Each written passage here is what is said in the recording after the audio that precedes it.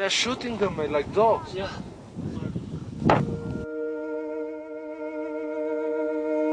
Eight o'clock, one freezing morning at the Nepalese border. At 5,700 meters altitude, it seems the time is always frozen.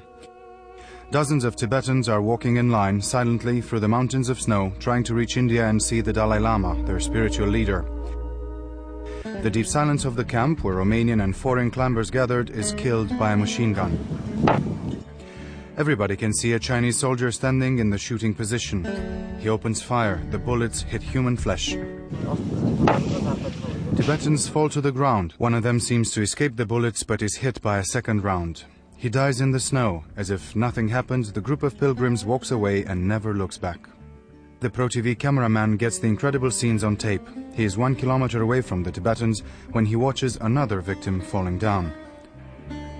The Danish and the British climbers are simply overwhelmed by what they see. It's very strange for me to see all this thing happens, to see this thing happen so close. I'm not used to it. I don't know what right the Chinese think they have to do things like this. There's no need to kill. Hours pass by. A stranger arrives in the camp. He is one of the hunted Tibetans. He hides in the toilet. You wanted to go to Dalai Lama?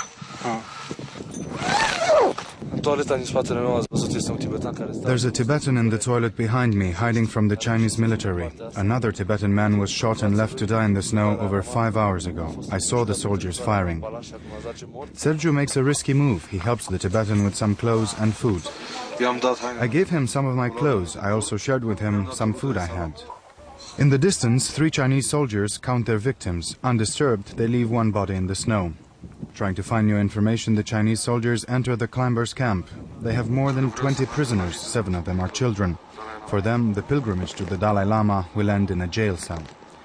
The Chinese soldiers are smoking, relaxed. For them, it's just another successful mission. In spite of what all the climbers witnessed, the Chinese news agency, Xinhua, announces that Chinese frontier soldiers tried to persuade the group of Tibetans to go home, but the Tibetans refused and attacked the soldiers.